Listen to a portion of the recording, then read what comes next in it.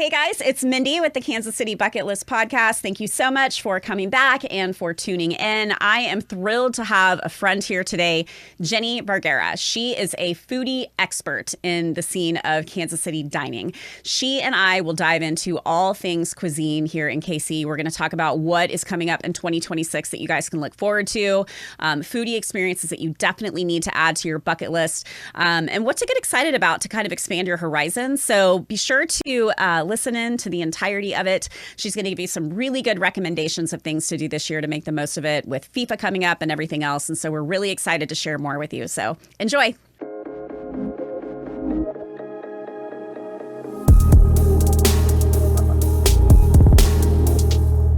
Welcome to the podcast, Jenny. Thank you so much. I am so excited to have you here. I know. We are going to talk about all things food and drink, our favorite things that we love to do in Kansas City. That's right. Yeah. That's right. And to be honest with you, in my mind, you are the food guru around Kansas City. That's so nice. Is that fair to say? I mean, I don't know. You might be too humble, but... No, listen, I love it. Thank you so much. I'll take the title. Okay. Speaking of titles, let's do a quick rundown because you've got quite the resume of things that you are currently doing, you have done. So, right. And also Vergara. I love the last name. Right. I feel like I should roll the tongue when I'm saying your name. Yes. Sophia is my beautiful older sister. Oh, love it. Okay. So you are the owner of Foodie LLC. Correct. Okay. And that encompasses a food columnist for in Kansas City Magazine, right, which we will go through today. You are a co-host for Hungry for Mo podcast, which still can be found online. Yep. You can dig into some details of that. Yep. Founder of the Test Kitchen Underground Supper Club, which correct. I'm dying to know more about this. Correct. Marketing and PR consultant for local restaurants, food, beverage clients, and radio and television food contributor. Correct. I mean, how do you have time for it all? That's correct. Incredible. You have to wear a lot of hats to get paid in this industry, for sure. Oh, and real estate agent. Yes, which correct. we will talk about that as well. So, correct. Okay, perfect. Well, give us a little bit of a background. First of all, tell us what you are focusing on today. And what we're going to talk about today is both 2025, the food scene, right? Do a little recap. Yep. But then we're also going to get into what to be excited about in 2026, right? Right. Okay. Absolutely. So tell us a little bit more about who you are, how you got into this world of food. And I mean, it sounds like the perfect job. Right. Well, and not even a job, right? I kind of came to it late. I was probably in my 40s when I started actually doing a food blog and writing about food. So I love that, by the way, because I'm in my 40s as well, and I'm starting a new venture here. But I am very big right now on people believing that it's never too late to get into something that you want to do. It doesn't matter what age you are. And so I think that's a really great point to bring up for people to. Well, I do think it's helpful because a lot of people are like, I'm so busy. Listen, when you're in your 20s and 30s, you're having kids, you've got family, you're busy, you've got jobs, you're building your career, and there's time for all of that. But then, I kind of woke up in my 40s and I was like, there's something else I want to do here. And I wasn't quite sure how to start or even how to do it. And I just started doing it. Just press go. Just one foot after the other. But long story short, so my degree is in advertising and marketing. Okay. So I've always been in that sphere. I worked for kind of big corporations in my 20s and 30s. And then I ended up having my kid and so my last corporate job was at Payless Shoe Source. It was, the corporate office was in Topeka, and I used to commute an hour every day.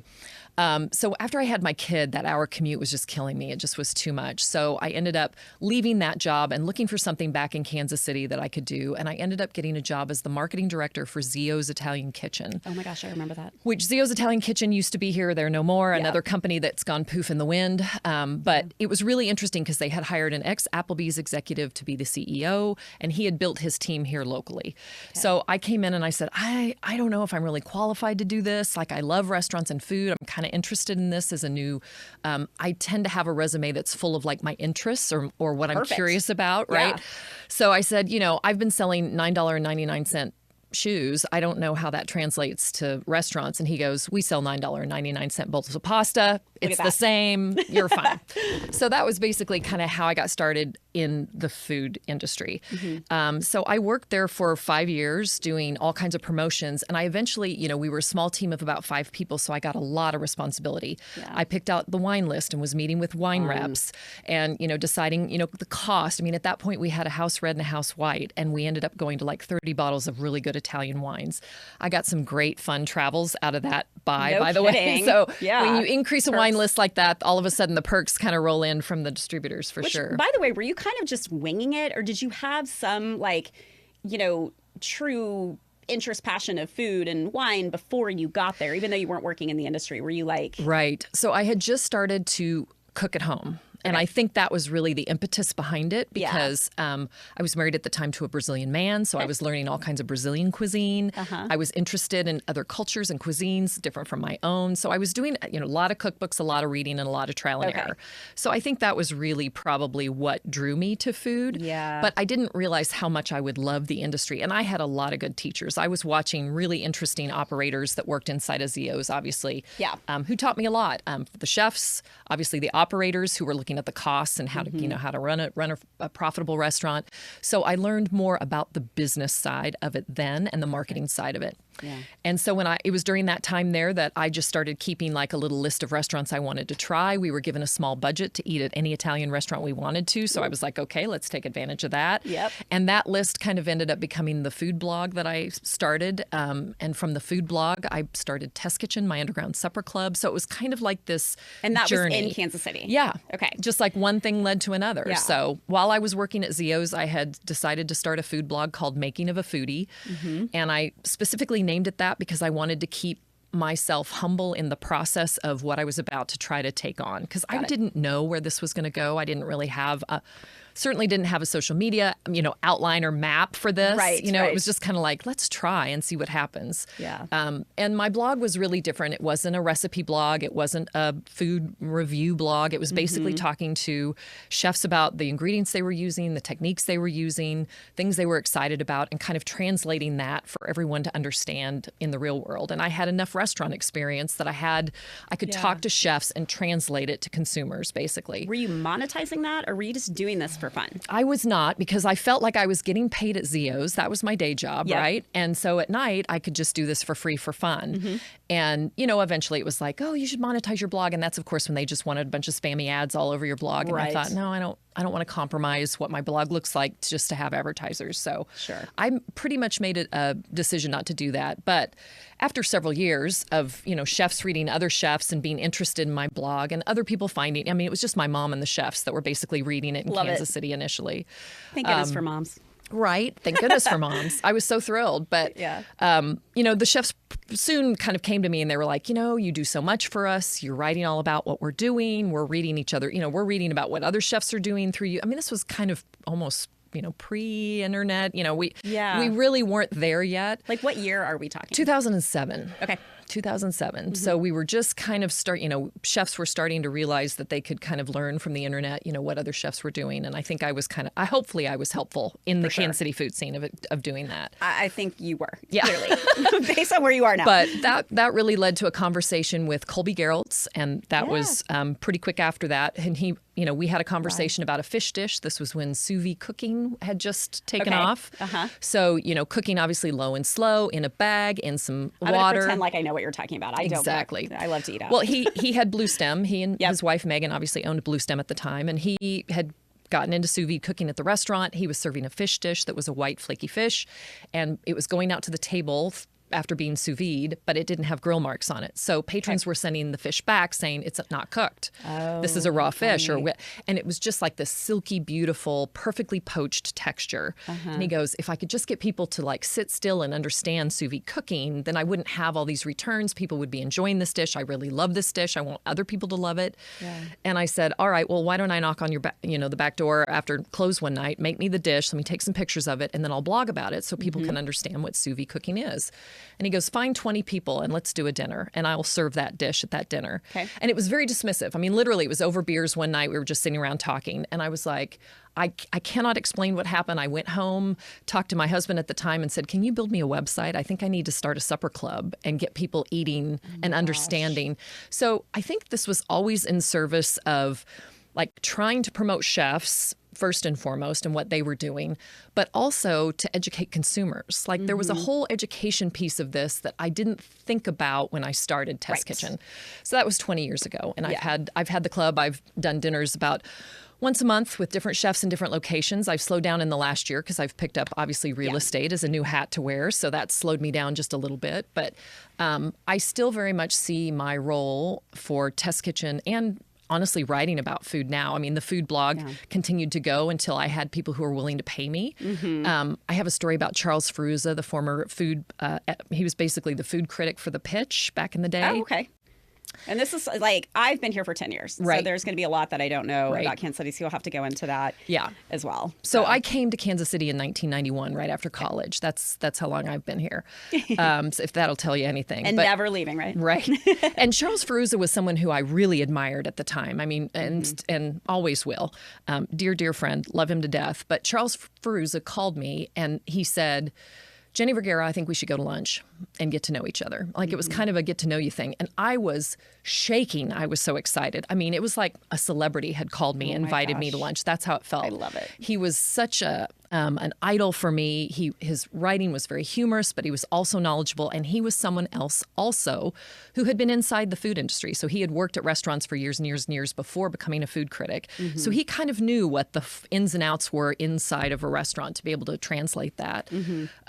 But he had a wicked wit. So I dressed up, picked him up for lunch. We went somewhere. I can't even remember now where we dined for lunch. I think it was at one of the new hotels in town at the time. But I almost didn't eat my lunch. I was so nervous. And I was just sitting up straight and answering all his questions. Yeah. And basically in the middle of lunch, he said, you need to stop writing for free because you're ruining it for the rest of us. Oh, okay. He said, you're too good. You're too talented to accept no payment for what you're doing. And that was really when the monetization conversation kind of came up. Now, Test Kitchen, I was getting paid through Test Kitchen, and I had just started doing those dinners. Okay. But I had not really gotten paid for writing. I was doing a lot of free writing at the time, just trying to get my name out there to do kind of any of it I could.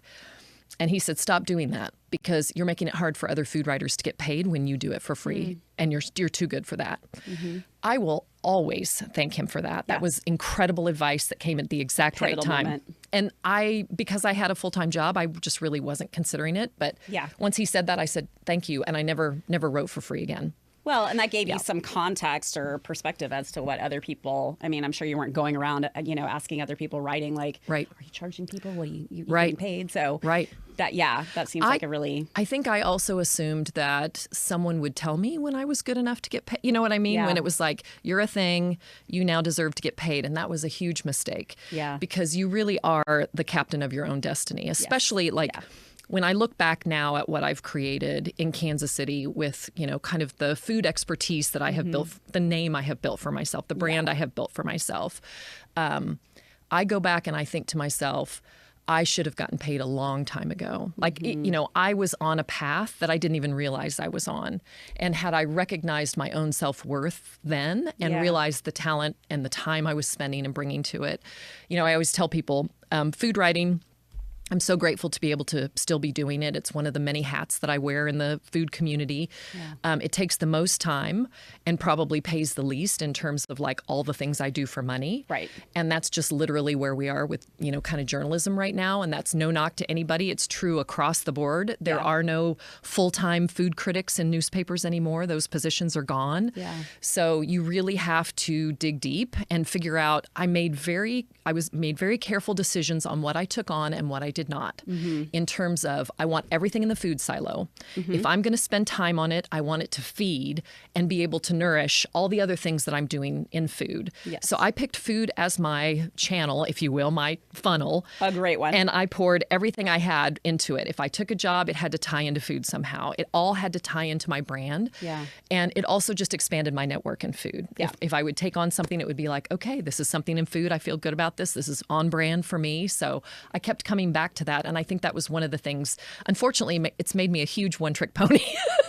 A really good pony, though. Right? Yeah. I can talk to you about food all day long, but other things, maybe not so much. So, well, it's funny that you said that because I'm the person who wants to know a little bit about a lot. Right. And then I think you might be the opposite, where you know a lot about something, and both of them are great, and that one is super powerful to be like a true guru in the space that you're in.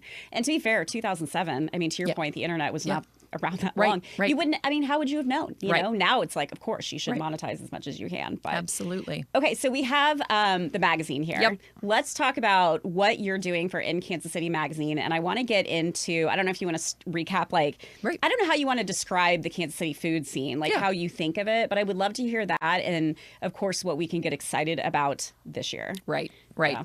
Well, we're all looking ahead at this point of the year, right? Yeah. So that's why the January issue of In Kansas City magazine, as the food columnist for them, I basically every year sit down and do my homework. Yeah, there you go. Got Helen Jo and Johnny Leach on the cover. Yeah, there we go. So on the cover is our a chef couple, a married chef couple. It's Helen Jo Leach and Johnny Leach. And they have the Town Company. Yeah, they basically they've been cooking at the Town Company since they moved here from Portland. And now they're opening up their first concept of their own in the former Happy Gillis space called Dear Donna, which we're all really excited about. So they're kind of the perfect people to represent kind of 2026. This is going to be a big year for Kansas City because we'll be on an international stage, obviously, with the FIFA World Cup in town. Yeah, we got to talk about that too. I think there was a lot of pressure. I mean, I have never seen so many places try to get their doors open in December as I did this year. And December's a hugely busy month. It's when a lot of restaurants are making all their money. So it was kind of interesting to watch that. But if I look back, one of the things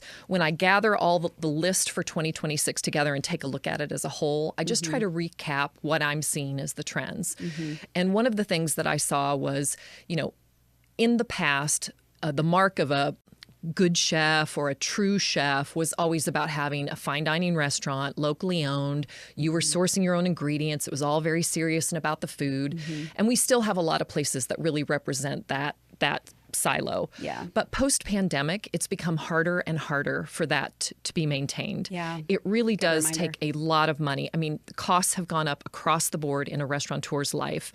So it is one of those things where now we're starting to see chefs make different decisions. I'll use Johnny and Helen Jo as an example. So their place, Dear Donna, is going to be kind of breakfast and lunch place, much like Happy Gillis was before it.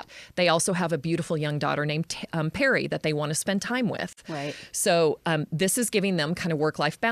If Johnny wants to do a fine dining dinner and Dear Donna, he will have the ability to do so. Helen Jo, to use, so if you think about the Happy Gillis space, there was kind of the kitchen and, breakfast spot. And then in the back was the ramen place, right? Yeah. The ramen shop's going to be where Helen Jo does her bakery. So she's going to be able to do all her pastries and all her baked goods there. It's also going to be a room that they can rent out. So they are making now their restaurant work for their lifestyle, right? To create work-life balance. And that is something we're seeing across the board. We're also seeing a lot of coffee shop by day, cocktails by night, no dinner, right? So they're not... What are some of those, by the way? Well, like we saw Le Champion would be an example of something that opened this year, right? Where they start in the morning. Right? Where they start in the morning with coffee and you go straight into happy hour. And that's because we're starting to use our third places, if you will, a little differently now. Like sometimes we're working during the day and it's a meeting place where people can come. I know I don't have, I work out of my home office, but I don't bring clients there. So if I'm going to meet somebody, it's out at a coffee shop somewhere. Or a cocktail, after work. So I think we're seeing a lot of that too. It's a little more multifunctional. Yeah. The other thing that's really noticeable on this list for 2026 that we'll talk about here in a minute is the fact that chefs have also gotten really smart about where they're deciding to open a restaurant. Although there's a lot of big developments that are happening right now between what's going on in the West Bottoms and the riverfront, the Barkley Riverfront, even out south, there's Blue Hawk. But, the plaza obviously is going to be reimagined. There is so much happening, by the way. The chefs, the local chefs are being very careful to go into the heart of neighborhoods. Like they're looking to be the little corner spot, much like Earl's Premier. That's a great example of what they've done there, for example. Baccaro Primo, another example, like Crestwood, they're right in the heart of that. They're wanting to go into the middle of neighborhoods and open up places and really become a part of the community. I'll just go ahead and talk about the first one on my list here, West Plaza Bodega. So this is Jason Provo, who owns Black Hole Bakery on Troost. If you've never been, you must go. But Black Hole is just a pop in, grab your pastries and pop out. There's no place to stay. There's no coffee shop. There's nothing. It's just basically their commercial kitchen. He's decided to open this place, and this is on 45th and State Line. So this is a little area that has a lot of antique shops, a lot of little like walkable kind of neighborhoody. I'm trying to picture what else is over there. Listen, there's an art gallery over there. There is several different antique shops that are still existing over there that have their stuff kind of pushed out. Yeah. But there's never been like coffee shop, restaurant. Yeah. Like there's a hair salon, I think, over there as well, a clothing store. But it's just a little walkable kind of shopping district in the middle of the West Plaza. Yeah. And Jason chose that. He got an investor who owned the building. He's opened up a little bodega in there. So he's got, toilet paper and a gallon of milk. He's got it. Yeah. Bodega breakfast sandwich a la New York. Like how they make breakfast sandwiches in New York is what he's doing. They're made to order, hot and fresh. You sit there and watch him on the griddle make them. He's got lunch sandwiches he's doing too, so you can pop in and grab a sandwich to go.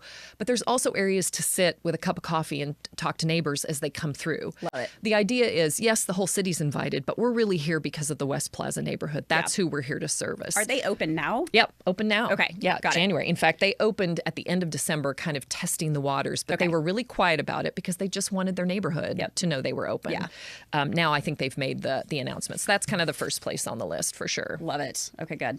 Another place that we can look forward to, Columbus Park is popping off, and it's really interesting because it's always been an interesting spot for restaurants, but now we're seeing this kind of like between Helen Joe and Johnny obviously opening up Dear Donna. We've also got obviously the Vietnamese coffee shop, Cafe, which we love, Jackie. She's there and she has been kind of holding that place down. And then across the street from her is going to be a new tea house and cocktail bar. And it's called Tian Tea House and Moon Bar. Okay, so I'd heard of Moon Bar coming, but I hadn't heard about the tea house. So this is really interesting. So it's the same lady that's been popping up, her and her husband. Basically, she and her husband have picked a place. It's right across near Cafe in Columbus Park, and it's tea house by day, cocktail bar by night. She's going to start with just the tea house portion, and this is about very intentional tea ceremony, almost level of tea service. I love that. I want to learn more about that. Right. Yeah. It's not just about popping in and grabbing boba tea to go. That's not her vibe, and it'll be the same for the cocktail bar. Very slow, intentional. Personal service when you go in. And if you've ever been to her Moon Bar pop-ups, did you ever go to one? No, I didn't. Oh my gosh. So I went to the one that was actually at Cafe, which is across the street from where she is now. And I thought to myself, there's a very intentional kind of Japanese cocktail style where they're like handcraft, basically cutting the ice cube that's going to go in your glass in front of you before they're hand making your cocktail. So I think this will be a really interesting new thing to try. Yeah. And Kansas City's going to get educated really quick, I think, on just kind of what the service feels like. But I'm really excited for her. And I've always said, open now, it's so fun to me, the idea that you can travel your way around the world in Kansas City. Right. And also I think too, with people focusing on health, I mean, just even talking about tea, like you can find a lot of health benefits just with tea, and people drinking less if you don't want to go out to a cocktail, but you want to go to the environment of the cocktail bar. You can go there during the day, to your point, with it being, tea or coffee or whatever. Like it's such a brilliant concept to do that. I do think it's interesting. There's been a lot of interest in Japanese culture in general between the sushi bars that we see, kind of the omakase style sushi bars kind of popping up, tea houses like this, Japanese style cocktail bars. I think there's a real interest in that right now. Do we know why that's happening? In Kansas City. It's actually happening across the country. Yeah. So I'll give you baseball. Yeah. I mean, it literally, it's kind of one of those things where I don't know exactly why this is the moment. I'm thinking of Otani. I'm like, is it like starting from LA and it's starting to like seep into American culture, all the things that, he's. I think it's the ability to ship good fish anywhere. I think it starts there. But first and foremost, I do think this has to do, like I went in April of last year, I was scheduled to go to Nashville. And I thought, okay, I've only got a few days. I want to go to all the best places. It's been a few years since I've been to Nashville. Like, let's figure out where, if I'm going to spend my money, where I should go. They were all Omakase sushi restaurants. Like 1, 2, and 3 with a bullet were all sushi restaurants. How did you find that, by the way? Like, what's your go-to when you travel to find the places to eat? A lot of it has to do with just kind of online research before you go. A lot of people do that. Eater's always a good source for me if I'm going to a city that Eater covers. Asking for myself. Yeah. We're also going to Nashville this spring. Okay. So I'm like, there you go. I'll have to get your list of where to go. Infatuation is another good kind of online. I believe they still have a website, but they also have an app that you can use. Okay. They do a lot of food reviews. Obviously, James Beard. I always check a James Beard list to see who's on that list to see where I should go. Yeah. And I thought to myself, I would never think of Nashville as being like the hub of, Omakase Japanese. Like, why would that be a thing here? And then I stopped and I thought, well, Kansas City's in the same boat. we're known for barbecue. Right. Like people think about, all these places that, FIFA World Cup travels to and all that. And I'm telling you, everybody's going to hit the barbecue restaurants first. Of course like, they will. because that's what they're going to be told we're known for. When you go to a city, you want to eat what they're known for. So But for all the locals here, even if you love barbecue, you're always looking for a new place to go, something new and like that. So what is omakase? Yeah. Omakase is a style of Japanese service. Okay. It looks different in Japan than it does here in the United States. It's been kind of translated by chefs here in the United States to mean a coursed menu of usually nigiri pieces, like one piece of sushi, but it's like the best fish and the best rice placed in front of you for 10 courses or more. And it's usually a kind of just course dinner. You pay one fixed price and you get this meal for that. Okay. And there's a lot of education and service, obviously, that goes with it. But in Japan, it's much more casual. You walk into a place and they say, what do you want to eat? And you're basically like, I put myself in your hands. Like, you just pick for me. Right. And there's no coursed menu. There's no specific dinner that you're taken through. It's basically like, well, what kind of fishes do you? It's a conversation between you and the chef for him to figure out what you like, what you're into. And then he will course out some. And when you say, no, thank you, I'm all done, the coursing will stop. He'll wrap you up and you'll pay your bill. Yeah. So it's a much more casual. It's more of a style of service than it is. And I can't tell you. Seems more like engaging or immersive or trusting, like some of that, maybe all of it. Yeah. Well, I mean, you're basically saying, I trust you to pick something that will be delicious for me. Yeah. And that comes, I think, Americans have a hard time sometimes thinking, why can't I have it my way? Like it's this constant fight. Yeah. And a lot of it. Yeah, right. So why can't I have a lot of it and why can't I have it my way? Yeah. But I do think there's a lot of trust, obviously, you have to have in your chef and the places you're going to be able to do that. But I think omakase is kind of an interesting concept here in the States, but I would like to generally go to Japan and like physically experience. Yeah. Listen, just whatever you think, man. I'm open to it. Yeah, that sounds and like just a dream. I have to tell you, as a food writer, I'm loath to look at a menu because if you think about how many menus I read a year, right? And anybody who writes about food for any length of time has like certain dishes where it's like, oh my gosh, everybody is doing deviled eggs. Why are deviled eggs on every menu right now? Like you can literally pick the trends out of the air just by looking at what's on the menu. Yeah. And, some of it has to do with where we are. I mean, the good thing about Test Kitchen for me is that it has given me kind of a timeline in Kansas City of like where our food scene is. I mean, I was there when we did Snout to Tail. All the chefs were learning butchery and how to butcher animals. Yeah. So all of a sudden we were seeing, using every piece of the animal on the menu. So I had some of those dinners at Test Kitchen. Then we got into gastromolecular kind of food where it was all gelees and foams and deconstructed desserts. And that was kind of a fun, interesting, like brand new way of looking at food. Then we had definitely kind of a Southern period where everything was fried chicken and deviled eggs. And, it was very kind of Southern inspired. Does this change like yearly, by the way? Or it can how change. Does this evolve? Well, if you think about it, we sit in the middle of the country. So the trends kind of typically come from the coasts. Yeah. And they'll kind of wash in. That has diminished a little bit because of the internet. Yeah. A chef in Kansas City can be watching what a chef in New York is doing right now and turn around tomorrow night and have it on his menu. Of course, yeah. So a lot of that has kind of flattened out a little bit. But I do think it just generally is kind of where we are as a culture right now. In fact, I'm not sure if it was the New York Times or Eater, but somebody did a really great article recently that I read that was like, why Southern cuisine is somehow everywhere in the United States right now. No longer just Southern. Right. Yeah. No longer just Southern, right? Yeah. We're all kind of adopting it in our own way. I mean, I think about rye. Rye is a great example. It's kind of the Midwestern version of kind of some of the Southern staples Like that the we shrimp would and think of. grits and things like that. Yeah, for sure. Yeah. So real quickly with the Test Kitchen, is that happening now? So Who can go to it? Like, what's the story with that? Right. Well, you can join at testkitchenkc.com. So first you have to be a member to get on my email list. Okay. My dinners have slowed down. I've done some cocktail parties this year, and I did one dinner this year. And then I have been spending time basically getting my real estate license and helping people in hospitality find spaces. Okay. So that has been a recent development over the last year. And Very exciting, by the way. Thank you. Congratulations. Thank you. It's Thank you. huge. Yep. Thank you.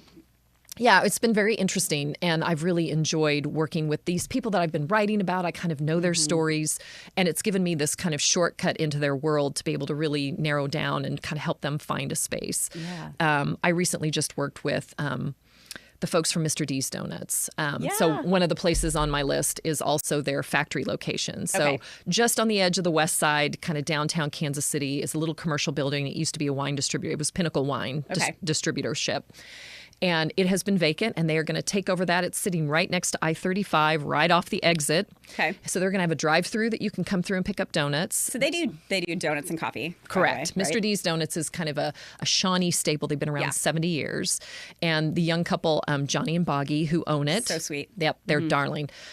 They took over 4 or 5 years ago. Maybe it's close to 7 years ago. Okay. But they were needing a place basically to do kind of their central production kitchen. Like they needed a production kitchen. They were wanting to open spaces now on the Missouri side. Okay. And they could no longer pump everything that they needed to do out of their space in Shawnee. So they will retain those retail spaces, but now they'll have a central location downtown where they can do their whole, make and deliver their wholesaling, as well as service more locations that they plan to open on the Missouri side. Got it. But this is going to be more like fun kid factory, like think sprinkles and pastels. Oh, like my it's going to be gosh. really Instagrammable. This is so fun. Yes. Yeah, I haven't heard about it. So Really. that just means it's open to the public for people to come. Correct. What are they doing with it? Are you buying food? Are you making a donut? Like what's happening there? So you're buying donuts for sure. Okay. I mean, all of their donut selection will be there, as well as coffee. They carry Messenger coffee, so you'll be able to get a really good cup of coffee along with that donut. There's going to be places where if you want to sit and park it, you can, to get some work done. Yeah. But they'll also have private rooms for birthday parties. They're going to have windows Smart. into the factory part of it where you can actually watch some of the production happen.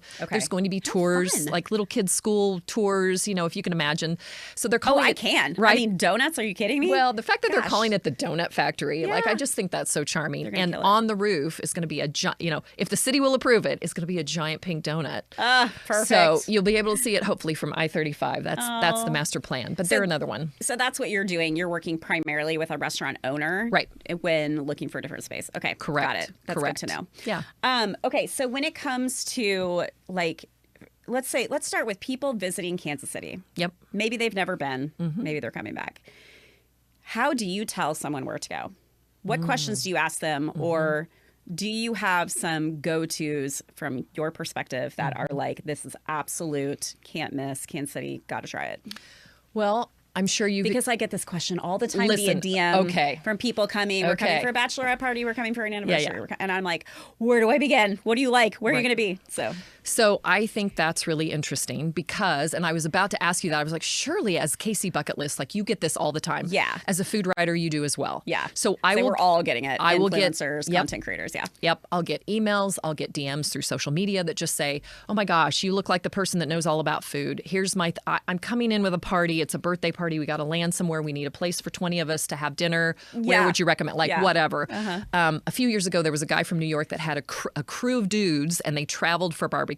And so Okay. they were coming on their, inaugural trip to Kansas City. Yeah. And they were like, where are all the places I should go? And I literally created a list, ranking a list of the 100 barbecue restaurants we have in Kansas City. Right. Based on just feedback I was getting from social media. I was asking, and this was several years ago, but he was so grateful. He was like, oh my gosh, please join us. At least, let us take your picture. I was like, no. This I is was going to say, did you go? No.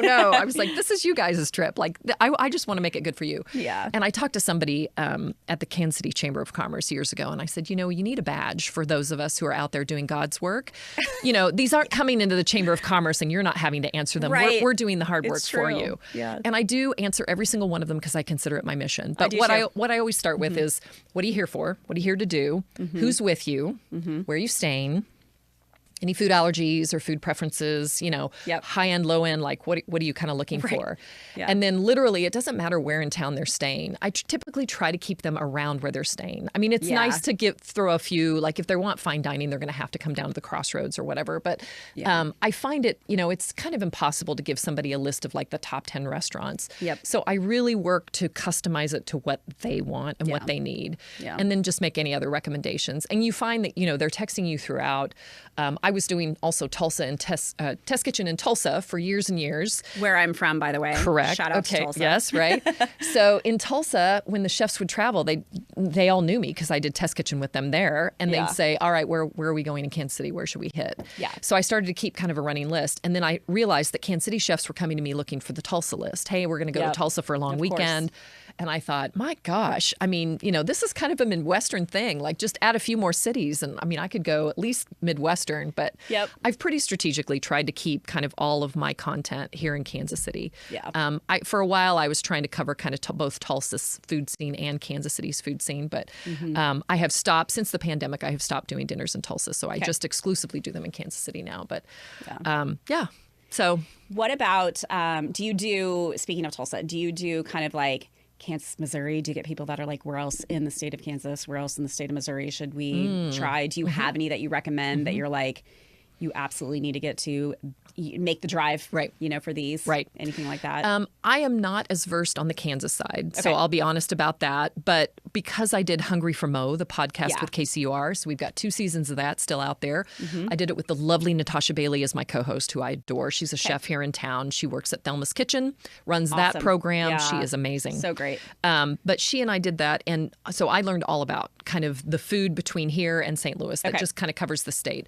I also wrote for Feast magazine for the 7 years that they were in Kansas City. I loved when they were here. Yeah, as their contributing editor. I absolutely love that publication, and I'm so sad that has gone the way of the dodo bird as well.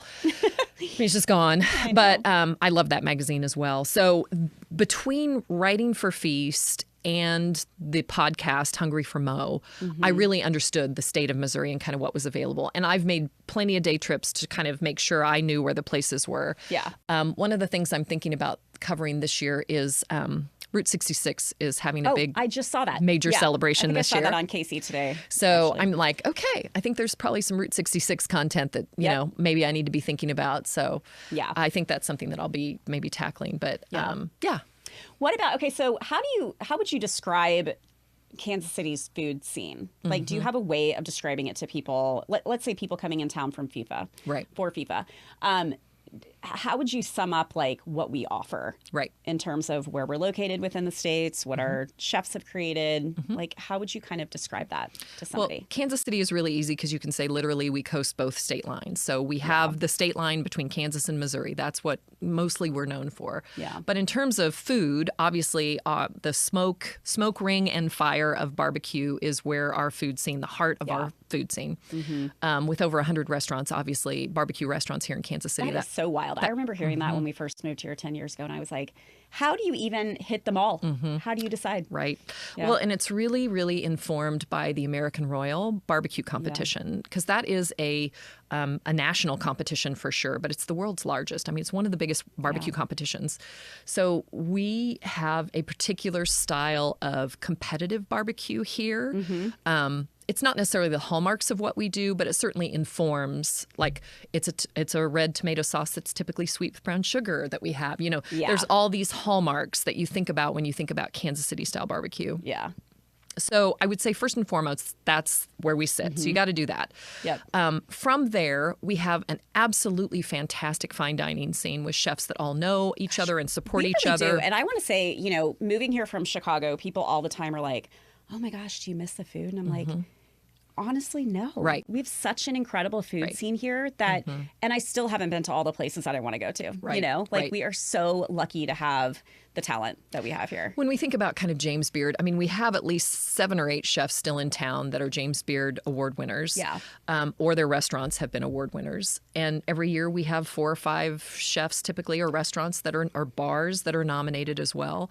Yeah. So I think the second thing we need to talk about is kind of the other end of the spectrum, which is our fine dining. Yeah. And then I think kind of in between, I would say that one of the things that Kansas City has is like we have one of everything. You want to try Taiwanese food? We got a restaurant. You want to try Vietnamese? We got a restaurant. You want to try Japanese omakase? We got a restaurant, maybe 2, 3. Yeah. So it's one of those where we don't have like maybe an Asian district or, you know what I'm saying, where you could go and shop all the things that maybe bigger cities might have. Like Chicago or San Francisco, Right. We don't have a Chinatown, but we do have like important cultural areas in the city where you can go and find things. I think Columbus Park is kind of turning that corner now. Right now, it's kind of like, oh my gosh, there's going to be kind of this nice little hub of things to do and see in Columbus Park. So I'll be anxious to see how that kind of develops as people go. Yeah. But I mean, the other thing too is that one of the things I get asked about all the time is, well, I live out south. I don't live in the crossroads. It's really expensive to get an Uber. Speak to that, because I live out south, and I'm like, everybody, you got to keep going north. You got to go. I mean, we have a lot of great restaurants too out south. Yes. Like shout out to Of Course and different places like that. Right. But yeah, I'm like, you got to get out. You got to go past 119th. And it's true though. There is people shy away from there's a handful of independent people that are out there that are doing God's work. Yeah. Of course, Kitchen and Catering is one of them. I would definitely shout out. Swetha is, in a class of her own out there. Amazing. Yeah. Really amazing. We want more of those out south. But that is the big kind of conversation. And I said, well, here's the thing. So I think what people don't realize about kind of Overland Park into Leawood is that there is a high population of different Asian and Indian, Southeast Asian restaurants that are out there. There is a whole rich, deep grocery stores you can shop at, areas, casual dining places where you can get a Korean corn dog, with all the fun toppings on it. Great reminder. Or, there's Asia. I mean, there is a world of international cuisine right now out in Overland Park in a way that we have never seen it before. We certainly don't have it downtown. We certainly don't have it in Midtown. So I would tell people that I think that's one of the things that Out South has going for it. You just have to kind of, the World Market that's a great that point. opened up out there at 103rd. It's right off of Metcalf. I don't know if you've been there, but I think it's called World Market or World. I haven't. It is a grocery store that covers literally like 4 different segments of cuisine. So you've got, Mexican, well, now I have to Middle go. Eastern, I got to check that Asian. off my bucket list. I know. They're doing kind of everything under one roof. Okay. And I think that's a real telltale sign when we start to see that, where lots of kind of international communities are coming together and getting represented in one spot. It's really a sign of like, hey, we've got some really good, and it's because the communities have settled there. So good. Yeah. I mean, the Sprint campus, Garmin, they're bringing these folks who have kind of international experience here to Kansas City, and they want grocery stores that can service them. They want, their restaurants. And so we are so lucky to have that kind of cultural overlay. And you can find those areas all over. I mean, up north has an amazing kind of Italian, like they are really rich and deep in that. What are some of the Italian that you like? That oh you my would gosh. recommend up Well, there? I think too, Italian in Kansas City is really tricky because we have what I call kind of the overflow of the red sauce from St. Louis's Hill. Right. So if St. Louis has the Hill, which is their kind of neighborhood of Italian spots, we have those type, just kind of red sauce Italian, Sicilian, like that's what we have in Kansas City. Okay. So there's a lot of very old, traditional, family run. They've been around a long time. They're very precious to the kind of the Italian community and to all of us who love Italian. Yeah. But it's just a specific, we don't have a lot of like regional Italian cuisine. Like this is from Tuscany or this is from, Lydia's is the one exemption of that because obviously she's from a kind of a different part of Italy and represents that, I think, in her cuisine. But ultimately, we don't have a lot of choices when it comes to Italian in Kansas City. But I'm telling you, like, could I bring Zio's back? Yeah, I don't know about that. Zio's was fine for what it was, but I do think you can definitely find kind of your neighborhood Italian spot. Like there's Jasper's and Cascones and Garozzo's. I mean, these are people who have been around a long time. And have long, rich, deep history. I mean, I think Jasper's has been around like 70 years. I mean, there are people, wild. right? These multi-generational, going back to like Mr. D's, like, was that family? That's family owned? Yeah. So it was past Godson. I thought so. I was like, it's really interesting to hear like how people are able to take that on and keep the spirit and the brand alive and evolve with what's happening. I mean, it's super special. Think about the pressure of that too, because obviously your older clientele wants you to stay frozen in time with what they remember. Right. And they've celebrated their anniversaries and their birthdays and all the things they love about you. But you also want, obviously, to attract a new diner. So how are you kind of, juggling and the that? world changes and you have to adapt to what people are doing if they're not eating out as much or things like that too. Correct. But there is a nostalgia, I think, about our Italian restaurants in Kansas City for sure. So although we may not have like a wide breadth of cuisine, listen, you can get some good Italian in this town. I mean, there's plenty of places to find that. What about annual or ongoing experiences when it comes to food, whether it is we have KC Restaurant Week is one thing that you can do. But then what else happens around KC that people could buy a ticket for or get excited about that maybe is centered around food? So the two things that I always recommend to people if they're really looking for that is the taco tour in Kansas City, Kansas. Yeah, good reminder. It really is phenomenal. And there are how many places on that list? Like oh my gosh. 48 or something? Yeah. I mean, and they're all family owned. They're all independent. They're not chains. You know, these are hardworking folks that are really just, you know, delivering to you, to your table, the stuff that they make at home, the stuff they make for their own families, which is really important to understand. KCK, a part of KCK, has really been a hub, obviously, for the Hispanic community for a long time, Central Avenue in particular. So when you go and you try these folks' food, you are bound to find someone that a new favorite or two or three. Like there's a bakery, there's a grocery store, and there's like 2 taco places that I kind of frequent now rather regularly that I never knew existed because before I took the taco trail. Yeah. And I've done it now with I think 3 or 4 times with several different groups of people. That's awesome. I did it up for somebody's birthday once. That was really fun. Like they were like, I just want to do something different. Yep. So I always recommend that because I think that is a way to explore a part of the city that I think ultimately gets forgotten, and it should not. And what does the taco trail look like today? Do you buy, how do you get through the taco trail? I did it a couple years ago. I didn't do all of them.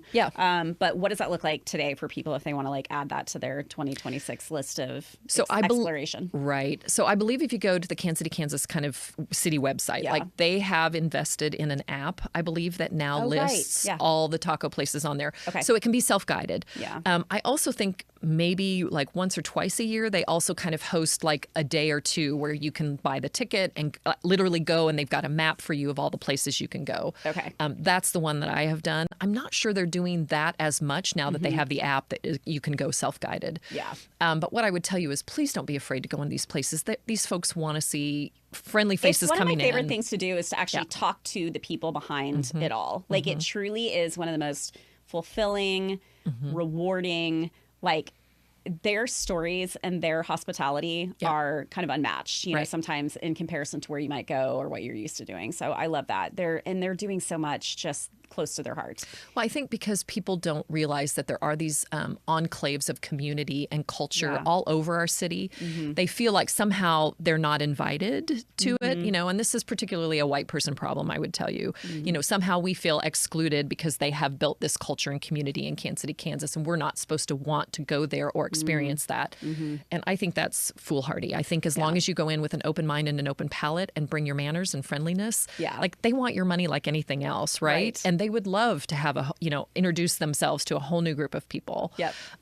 So I do think, you know, one of the tips I use as a food person, I guess, when I go into a new place that maybe I've never been to before or cuisine I'm not as familiar with, I'll just ask the server and say, listen, I've never been before. Like, where should I start? What's the place to start? Just ask for that recommendation. And then I do that too.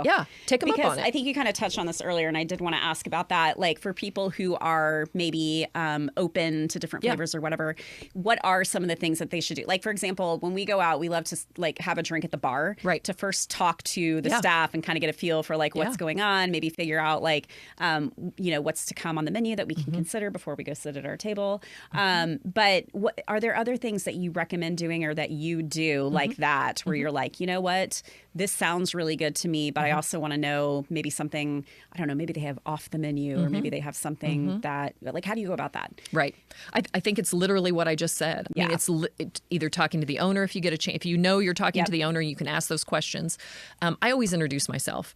Hey, I love food. I'm so excited to be here. Just, you're like, you don't need to introduce yourself. We know who you are, Jenny. We love you. I'm down for the challenge. Like whatever you've got is what I want to try. And ultimately, that is really the case. Like if I just went to every Mexican restaurant in town and just ordered the chicken tacos, because that's what I always got at every Mexican restaurant, I would miss so much of like, what region of Mexico is this from? Where are you from? Is this representative of, do you eat it with your hands? Do you eat it? You know, I want to know all the details. Like that's how I learn and get smarter and am able to really write succinctly about, you know, a culture and cuisine that I don't belong to. I personally believe that as a mom, Dan, my husband, and I, we have 2 girls that are 8 and 11. We just went to Bowling's and got dim sum on Sunday, which I had never done before. I actually had been wanting to do it. And then finally was like, okay, let's go. And we have a very picky eater in our 8-year-old, but our girls loved it. Okay. And we were talking all about it. They were asking like, what does Cantonese mean? You know, I mean, it's like such an interesting educational opportunity for all ages to appreciate the world and the different, cultures that there are right here in Kansas City. So I think it's great for kids too, for parents that are looking for a way to like, and by the way, if we go to Chick-fil-A, it's like $50 for us to go to Chick-fil-A anyway, as a family of four. We might as well go to KCK and spend the same amount of money and get completely different flavors, try something new, get into a different pocket of town, that just brings a different level of like joy and curiosity. Absolutely. Absolutely. Yeah. When I first started blogging in 2007, I had one blog post that really took off, and it was one that I had titled, "What the Heck is Wrong with KCK?" And it was literally a blog post talking about the fact that no one in the food scene is talking about the food in KCK. Yeah. What if the best tacos in the city are over there? What if, in Strawberry Hill with a huge Croatian population, you can find, amazing pastries or incredible beer bars that you didn't even know existed, or a neighborhood place that was now your new favorite. Yeah. Like, why aren't we exploring KCK? And this was back in 2007. And literally it blew up because people were like, hey, yeah, why aren't we doing that? I mean, that was, one of the few blog posts that really took off for me. And I thought, this is interesting. This is about critical thinking, right? Thinking critically about your city and how to make it better and how to connect people into those pockets or into those places. Yeah. Another thing that I would really recommend is the Ethnic Enrichment Festival. Oh, yeah. Okay. It's in the dog days of August. So that's what I was going to say. I've wanted to go to that. Have not been yet. So. Oh, my gosh. So I have to tell you. Is it, where is it located? It's in Swope. Yeah. Swope Park. And, I was married to a Brazilian, obviously, for 15 years. We have a beautiful son together. And we would go to that festival. My son was dressed like a Brazilian dancer. He would go on stage and dance with the Brazilian folks. We would help run the food booth. I had a retail store for many years called the Brazilian Cargo Company that sold foods, arts, and crafts from Brazil. Really? And I started it with my mother-in-law at the time.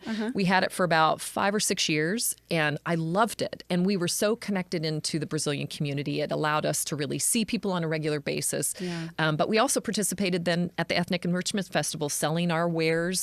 There's usually a retail side of every booth, and then there's a food side. Okay. And so I was so proud to represent that and felt like a part of a bigger community. Yeah. But the thing you need to understand about the Ethnic Enrichment Festival is that these are grandmas and grandpas that are making this food. These are not restaurateurs who are like making it at their restaurant and then shipping it out to these little booths. These are homegrown people in the community, moms and dads, grandmas and grandpas that are making the food that they serve at their table. Yeah. So you're getting whatever this cuisine is, whether it's Jamaican or African or, Brazilian, you're getting what they actually make at home, and you're getting what people will say sometimes, like, that they miss their grandma's mac and cheese or, Right, exactly. Or, empanada or pão de queijo.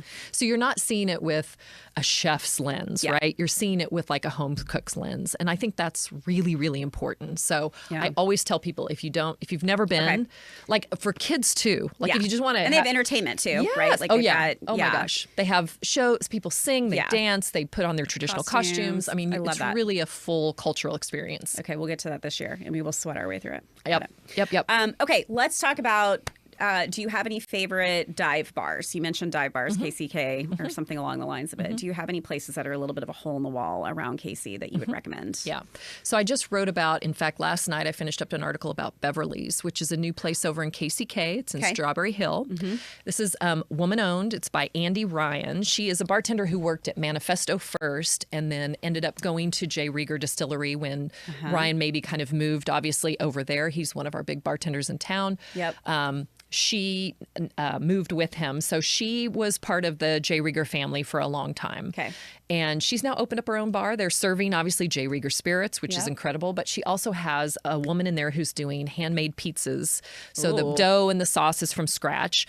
And it's beautiful. It's in an old red brick building. It has charming wood floors, red brick walls, a beautiful long bar, and then big tables. Like if you want a big group of people and you're just looking for a night out. Like would you sit with other people? Listen, I'm telling you right now, hear me now and believe me later. KCK could put on one heck of a pub crawl. Yeah. Like literally. Oh, I don't doubt it. There are enough I've thought of doing that. Little dive bars in KCK that you could make your way around there. I love dive bars. Yeah. Love them. My friend and I used to host a dive bar pub crawl in Chicago when we lived there. before. Yeah. Before we moved here, and she lives here. Actually, I should get with her on that. We Yeah. should do a KCK. Yeah.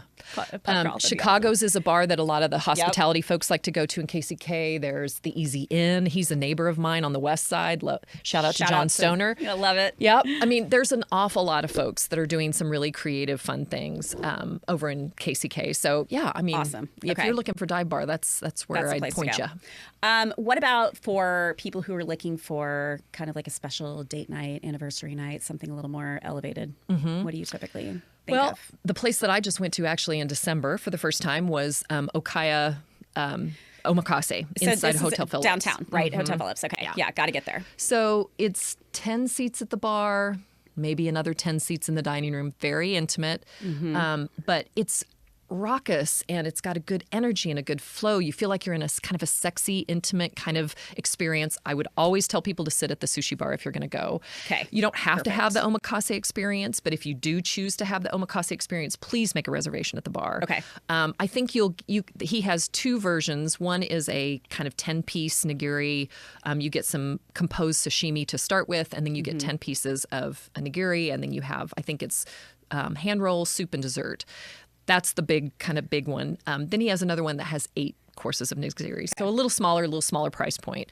But he also has an a la carte menu. Like if you're just popping in, you're going to see something downtown, or you're downtown to, have an event or something, you can pop in there, just have a little bit of sushi and move on with your night. So it doesn't have to be. And honestly, I was in and out in probably 2 hours, which is kind of unheard of. So really? you won't find necessarily like the big speeches or the big, the chef telling you all about it, which we have in some of our other kind of sushi restaurants, which are a great experience as well, but just a different feeling. Yeah. This is more about like it's convivial, it's convenient. You walk in and the chef knows where you are, and he just keeps the sushi coming. As when your piece is gone, the next piece is getting ready to go out. Okay. He keeps track of where you are. If you have questions, you can ask them. As he's preparing other people's things, he's more than happy to talk to you. And this is so exciting. Chef Peter Hong owns Okaya.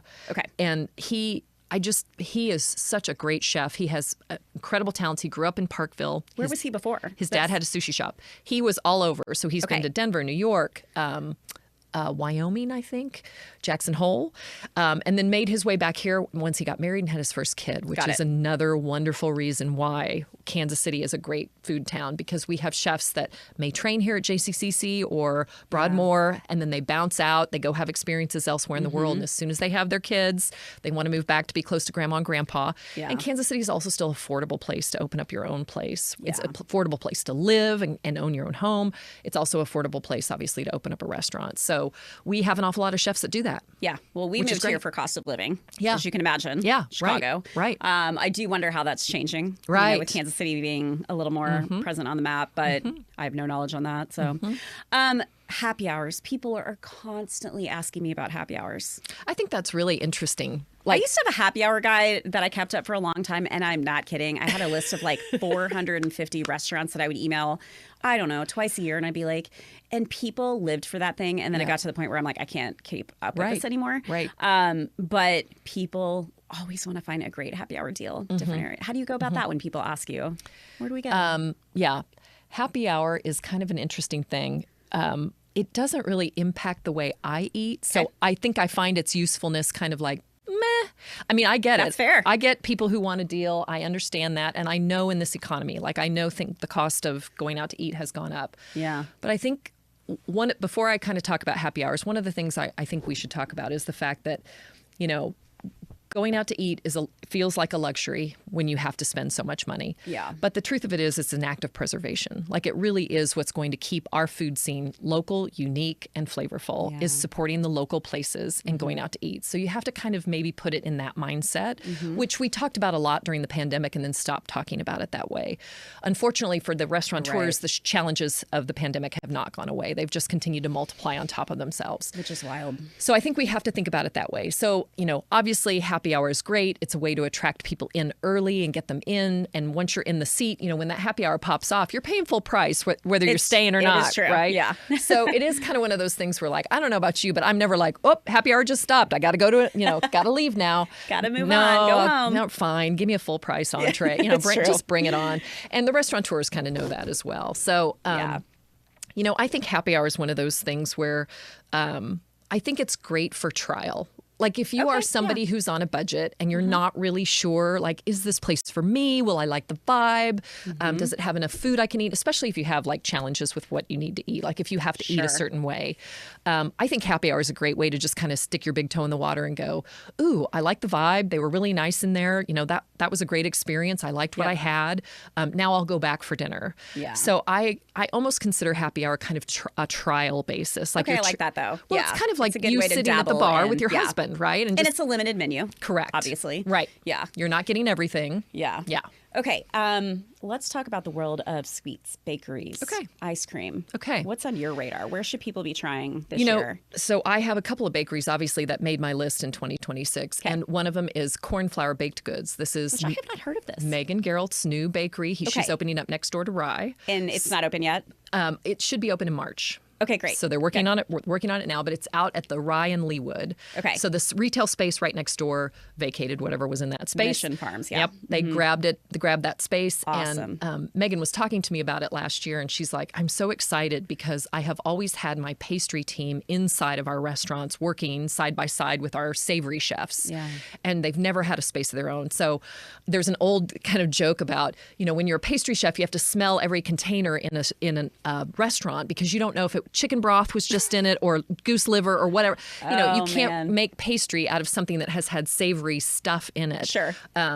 So there's this joke about, oh my God, if the pastry chefs had their way, it would be quiet, zen, cold marble countertops, right? Completely different world.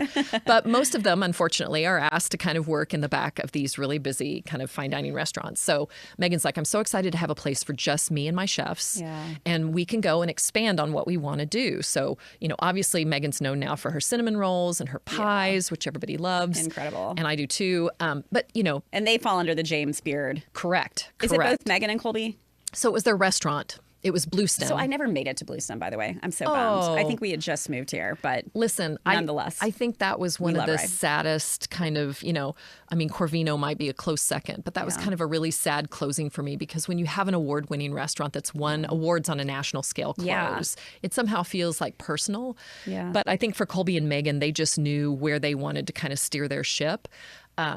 But also that location was really challenging. It's obviously where Chuology is now. There's not a lot of parking on that space in Westport. You have to kind of get creative with that. Yeah. But honestly, it's not, it doesn't stop people from But that's where they won Correct. the James Beard Award Correct. there. Yeah. Okay. Correct. But anyway, so bakeries, any others that you would recommend that people who love a good sweet treat? So I think Helen Jo is going to do interesting things at Dear Donna. Yeah. If anybody has gone to the coffee counter inside of Hotel Kansas City, where Town Company, where they have been working, is, she has been running pastries through that. Like that would be a really easy, accessible way.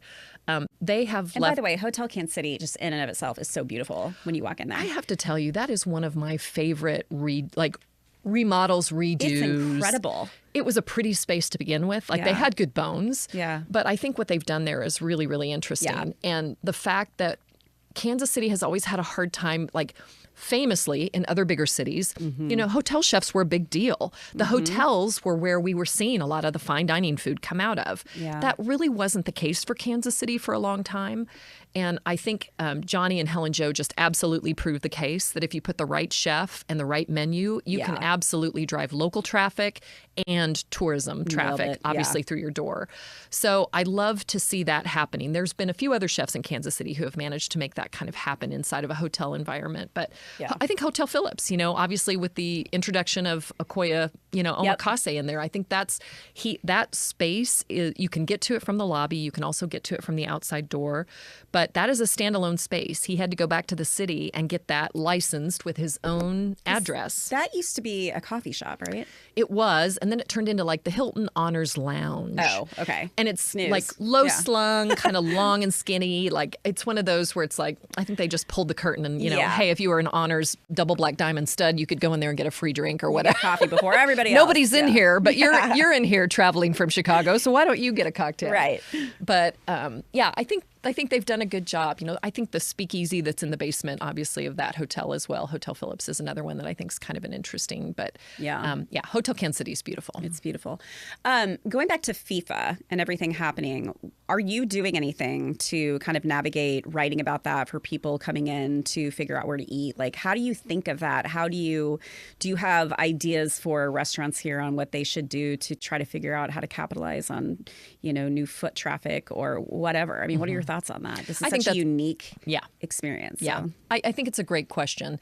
And the truth is, if we develop as content creators, if we develop this content, this is stuff we can update and use over and over again, because I don't think this will be the end of, things that Kansas City will bring to town. Right. I think about the NFL draft, like that would have been another opportunity where we really could have talked more about it. And I know a lot of the restaurateurs were kind of disappointed because the draft is really about being at the draft and staying at the draft. Right. So unfortunately, the restaurateurs didn't really feel the push of that.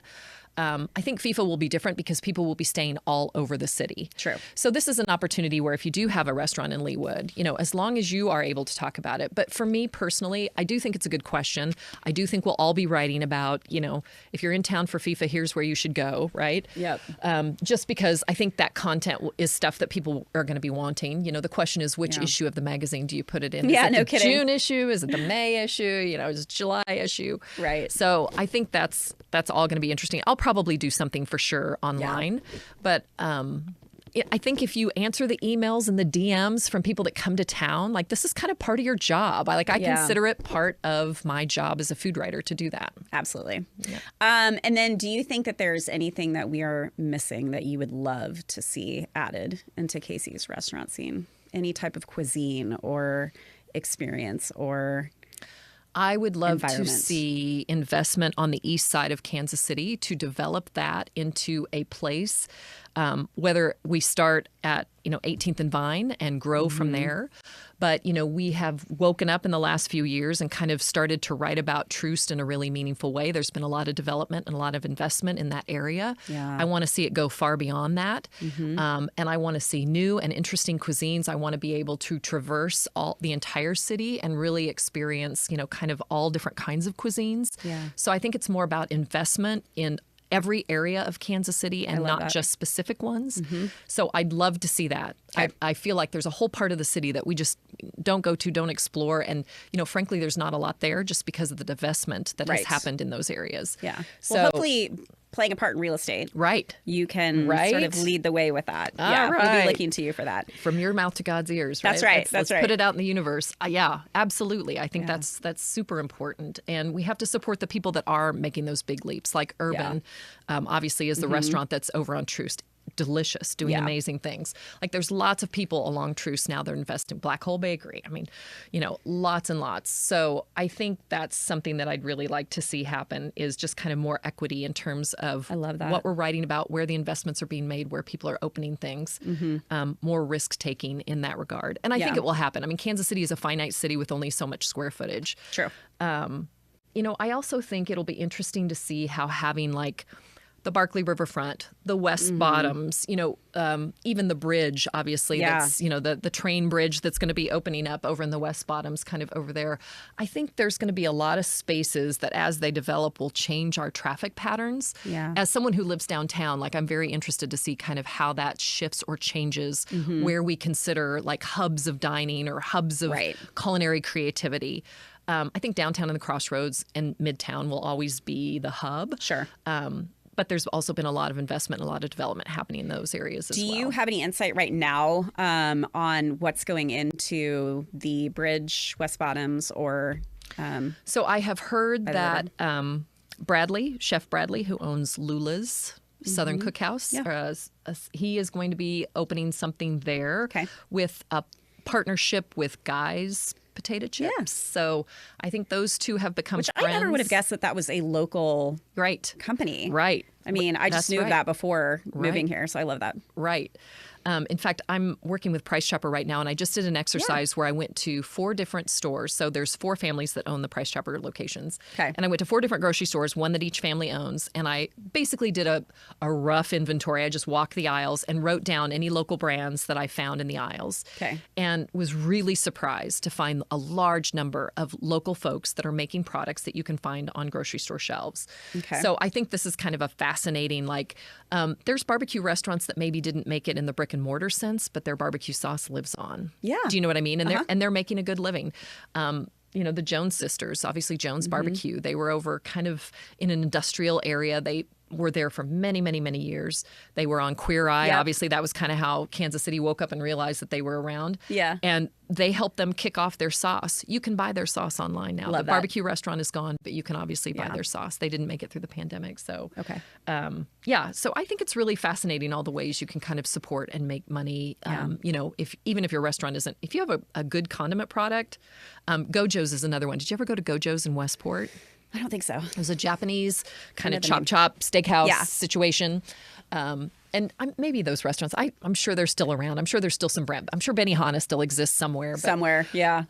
it's one of those things where it exists in Westport for a long time. When they closed, and it was during the pandemic, obviously, that they closed. Yeah. They had been around for 50 years or something. One of the daughters in the family said, my dad started this restaurant, and now she's got a condiment line.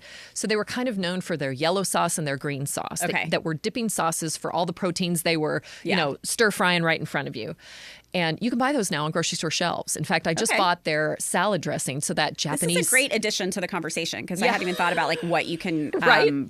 get on the shelves, which is Right. great. We're all Right. shopping at grocery stores. so- Right? It's Yeah. local products. I mean, and there's a ton of local products. I discovered my new favorite hot sauce is H sauce. Are you familiar with H sauce? I feel like I can picture it, but I'm not sure. if Red I've got it. bottle, Yes. big yeah. H on it. You I think can't- we have in can't our miss it. pantry, we have something by them. For me, it's the perfect combination of like sriracha and hot sauce, kind of traditional vinegar-based kind of hot Yeah. sauce, kind of had a baby. It's liquefied, it's liquidy. It's not super thick. Man, I'm crazy about that flavor Yeah. profile. And I wrote her a note and I was like, oh my gosh, where have you been my whole life? I'm so Yeah. glad to have a local, kind of hot sauce that I can get all So about. people just need to dabble. They just need to go pick something out, try something maybe every couple months, something new that they wouldn't have thought of. Well, and switch it up. for me, it's all research, right? It all feeds the food brain for me. Yeah. So if I'm going to write about the food scene, I need to understand like all of these different parts of the business and Yeah. how people can kind of make it. Another good example that's on my list is Kit's Diner in the East Bottom. So this is over where Okay. Jay Rieger's distillery is. Just down the No street. longer called Electric Park. Yeah, Or well, it's sort of. I think they're still trying to Goes by brand that either. area as Electric Park, which Yeah. is good. Ties back to our history. But just down the street from there is a little tiny diner. It almost looks like a Town Topic kind of building, teeny tiny white. And it was where Casey Canning Company. So Tim Toohey right. is the chef that owned Casey Canning Company. Okay. And he used to make everything and bottle everything out of this little diner. It was commercially approved and all of that. Well, he closed his business at the end of last year or the year before. And he has now decided to turn that into a diner, like literally transform it now into a restaurant. Okay. So it's going to be called Kit's Diner, and it's going to be opening in January. So just kind of any day now, Yeah. it sounds like.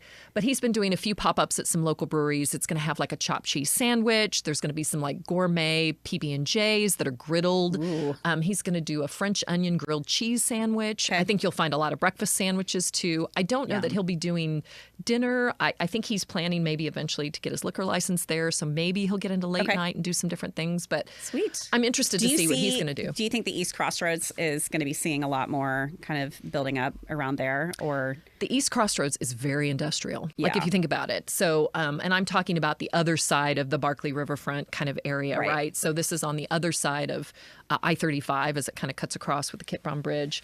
Yeah. It's very industrial. So there's a lot of folks that have opened up like small spots where the truck drivers that are driving the trucks to filling it and, coming and going, Yeah. they stop at a little diner. So I don't know that you'll see like a ton of, exploration or kind of development over there. But I think the people that serve that community, those hardworking folks that are just like bringing the stuff from one place to another, Yeah. those guys want hearty, good, delicious food as well. And it's adjacent to these other places where eventually you might just kind of like hop over and. Well, if you think about it, at the historic Northeast neighborhood, for example. That's an incredible neighborhood that's just kind of to the north and east of downtown Kansas City, 10 minutes away. Yep. Another thing I'm working on with my real estate is there is a kind of new area that's a 22-acre piece of property. It's going to have new apartments buildings built on it, and it's an existing piece of property that it was a military compound basically for years and years. Okay. And all of the existing buildings are getting reused, solar panels installed, Nice. radiant heat. I mean, it's all going to be very eco-friendly, very green development, but it's going to have a food hall that's going to have 18 stalls in it. So we want to bring, new food players to the historic Northeast. It's literally 10 minutes from downtown. And this is an area of town that also has been divested in over the years. Not a lot of investment has happened. So this could really turn around certain areas of town when you have people willing to do these kinds of investments. But Nomad Develops is the co-developer basically for the food hall inside of there. So I'm right now talking to different restaurateurs about maybe having a little spot in the market, right? You just have the pulse on everything. I love it. I just constantly okay, I mean, is there anywhere you haven't been? Right. I mean, that's what I feel like. I mean, people think that I've been everywhere just doing a content creator for 8+ years. And I'm like, you'd be surprised how many places I haven't been to. So time and money, right? Right. Well, and I've been doing it for 20 years, like religiously as a job for literally working 20 in it. years. Yeah. And so I knew at the year 10 mark is when I started seeing influencers and kind of newer food writers discovering places that I discovered when I first moved here, right? It's always interesting to go, and the first instinct is like, oh, that's not new. I mean, you're not really covering new ground there, but I'm thinking to myself, but it is new to them. Yeah. And that is important, It's always right? new to somebody. It's always new to somebody. Yeah. So you have to kind of remember that. And everybody is at a different place. Some people really care about food. Some people don't care as much where they eat. It's, food is fuel. Yeah. And everybody has a different opinion. So, and I always think about, new food news happens really quickly. Like, to me, it feels like for this January issue, it's really important that I get the details right and tell people what's coming. Yeah. But the truth is that there's people who are like, I didn't even know these places opened in 2025, Right. much less what's coming. I live, out south, or I live up north, or I have no idea what's coming next. You're probably like me, where you have a lot of, friends and family around you who do not spend their time checking, keeping up with, looking for. I mean, even when I started Kansas City Bucket List, people are like, how are you finding this stuff? And I'm like, but how are you not? I thought everybody was like looking up where to go eat, or what was opening. And it's just I underestimate the fact that like you and I live for this stuff, and other people are just not as into it. You know? And it's curiosity at the end of the day. I mean, it really is about having a curious mind. Ultimate curiosity over here. Yeah. And just kind of digging into it. So, obviously having worked with you kind of in a PR capacity, I'm always impressed when you come into a place and you have really good questions. Like you have thought ahead of time about what you want to ask. Favorite. I want to learn all the things. Yeah. And you just ask really good questions. And part of that is just really being creative, and open and curious. Yeah. Yeah. And I'm just genuinely interested. Sure. And totally invested in learning it. Of course. One other thing, and then we'll get into some rapid fire questions, but we didn't really touch on like cocktail bars, breweries, wineries, anything you want to touch on there that people should absolutely experience, anything coming to the forefront this year in that realm. Yeah. Anything you want to add on that? Well, one of the things I want to shout out is that we have recently had kind of a whole list of new cocktail bars that have opened up with women owners. Beverly's, I mentioned earlier, in KCK. That's a great spot, woman owned. Cononore, which is over near the kind of the downtown near the courthouse, is another new kind of Latin-inspired cocktail bar, really sleek and sophisticated. Great place to pop in if you happen to work in that area of downtown. It's right there for you. Okay. There is Something Good, which is over kind of downtown in the, I don't know if they still call it the clothing district or the garment district. Garment district, yeah. I hear it called that loosely, but I have no idea. Well, technically. It's where all the factories were, obviously, that made the clothes all the years ago. But I still think they refer to it. But she's kind of in a sort of a basement space of one of those red brick buildings that have apartments above, and then she's kind of down below. That's kind of a fun little like combination of like high low, kind of like does it have like a speakeasy feel to it? It doesn't. This is more about just everybody's welcome. So are you a beer drinker? Come on in. Are you a wine drinker? Great. Do you want to craft cocktails? Super. They're doing kind of fun gourmet dogs and like funner food in there. She was going to do kind of potato chips and caviar, which I was like, all right, I'm in. Oh my gosh, perfect. Right? I love that. In a casual spot that has a pool table or whatever, something that you can do. So there's several kind of newer places like that. Right now now on my bucket list is Moonstone, which just opened down on the riverfront. Okay. Haven't made it in there yet, Yeah. but it's a second story. You know, underneath is kind of a more casual, like beer bar, sit outside. You and I will have to go there then. Yes. Let's go ahead and finally get that on the calendar. Yeah. Yeah. Moonstone will have an interesting view of the river. So I'm kind of interested to see the river. But I love that. Yeah. Okay, great. Well, let's get to some rapid fire questions for you. We've touched on a lot, but let's see what else I can pull out of you here. Right. You just answered this, but we'll get some more answers. What is currently on your Casey bucket list? Oh, wow. Besides what you just said. That's a good question. What is on my bucket list right now? You're like, I've done everything. Yeah. I think really it's, I use the list that I come out with in 2026 as kind of the guideline. Like I literally check off places as they start to click open. So I think for me, it's going to be following these folks. I'm also interested, like I can't wait for somebody like Slow Rise. She was a donut pop-up, right? Yes. So she's going to have her own brick and mortar. It's going to be out in south. Overland Park, right? So you'll be able to pop in anytime you want those good filled Bismarck kind of Asian-inspired donuts. The lines at the Overland Park Farmers Market that they had were unreal. Well, and oh my gosh. The good news about brick and mortar is that usually that kind of calms down. You know, when you're open on a regular basis, obviously you can come anytime you want. But I get the pop-up. You're like, ooh, I'm so excited. I've stood in the lines. I've done all the things. I actually drove to Lawrence at like 5 a.m. to go and visit them when they were doing the farmer's market there. Where they started. Yeah, where they started. So I've done my 10,000 hours of standing in the line you have. waiting for a sandwich. Now you just have everybody on speed dial. You're like, can I get the XYZ flavors? And I'll pick them up on your driveway. Thank you. That's it. That's it. Okay. Who would you love to hear on the podcast? Or what is something that you would love to hear more about on the Kansas City Bucket List podcast? Yeah. Well, I mean, obviously it's going to be food related or somebody like the mayor. Like I want to hear what is he thinking about? Like not necessarily his day to day, but like what's the list of things right getting now? Into the politics. Right. Yeah. In terms of maybe development, like going back to what you were saying about East KC. Yeah. Okay. Like where is he thinking we need to be looking at? Where's the future of Kansas City? Okay. I'd love to hear more about the streetcar and what the future plans are for the streetcar. I mean, is it just a tourist attraction or is it a toy train or is it a real train? Like we just need to know. Keep expanding on that. Right. What about in the food scene? Anybody that you would love to see here for me to have on, whether it's a chef, whether it's somebody behind the scenes, anybody there? I think Jay Sanders, who owns Drastic Measures and Wild Child. He's definitely on my list. He's super spicy, but I think he'd be an interesting person to kind of maybe pull out a little bit of his personality. You'll kind of get a James Beard nominee. Feeling of that. Yeah. But, you know, I also think it's like the small, like I would love to learn more about TNT House and Moon Bar. I want to hear her story. Like she came from Thailand. Well, that's what this is all about is the stories. I want everyone to be able to tell their story. And that's why this started is I hear people all the time. They're like, no one knows our story. You know, even like a boutique or a jewelry company. And they're like, people don't know our family story and how it started. And I'm like, this is the place to do it. Okay. Absolutely. Awesome. Any other favorite hidden gems in KC that we need to absolutely experience? Hidden gems. There are so many hidden gems that they're almost not hidden gems anymore. Yeah, I know, right? Everybody's kind of like exploded them. And no one wants it to be a hidden gem. Right. They're like, we want everybody here. Right. Exactly. Exactly. You know, I think hidden gems are hidden gems until they're just not anymore. Like there's a place that I just put on my list. It's called Haley's Eatery in Weston, Missouri. And it was originally a bakery. Somebody had opened it up as a bakery many years ago. He left and she took over the space.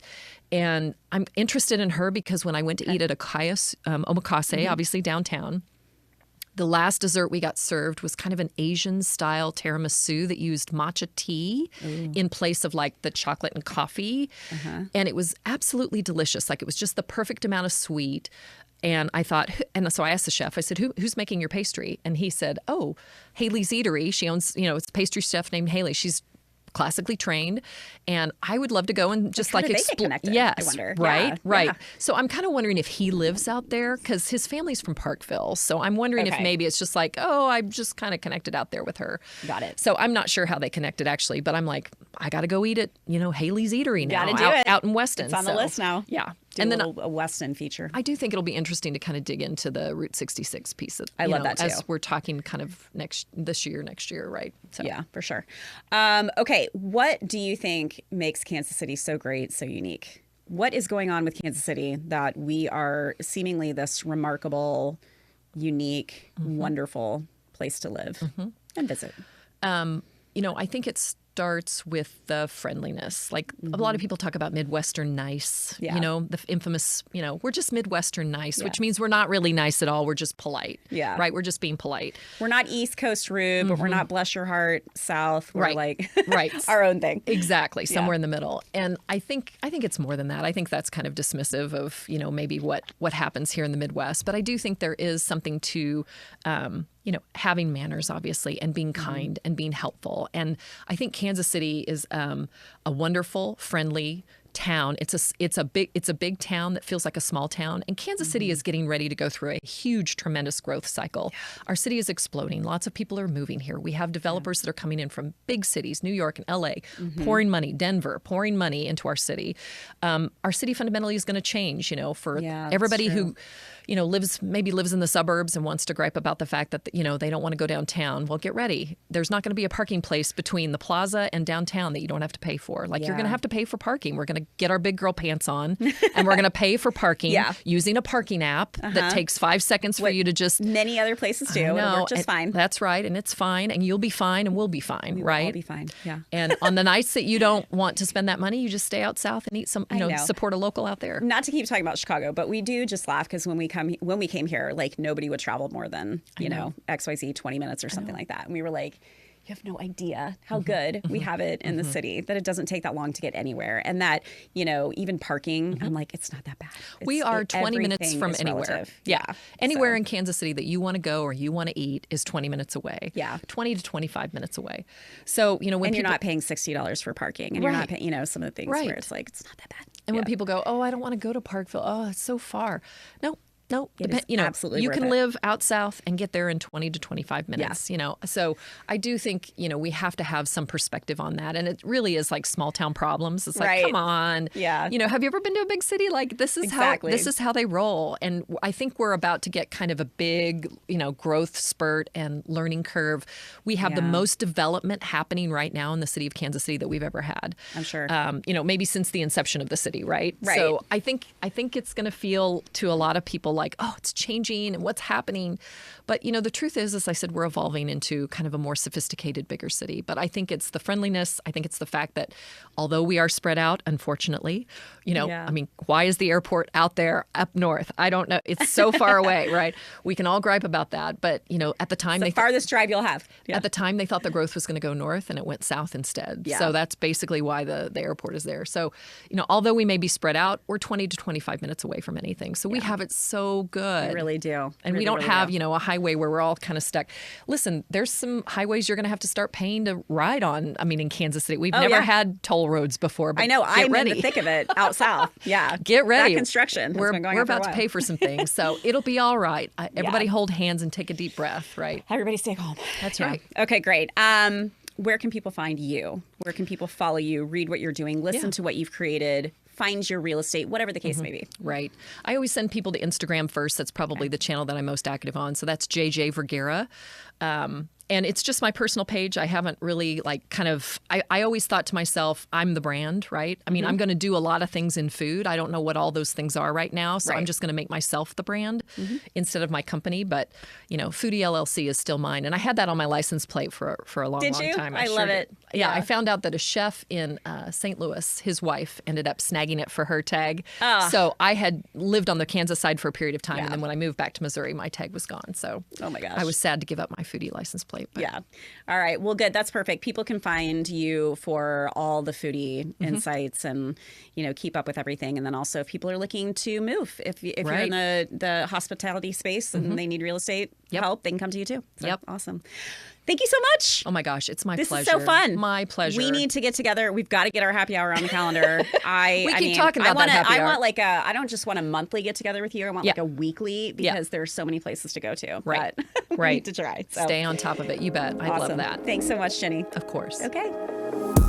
Thank you so much for tuning in and finding inspiration in these incredible stories. If you love what you hear, be sure to subscribe so you never miss an episode, leave a rating, and share the show to help these Kansas City voices reach even more listeners.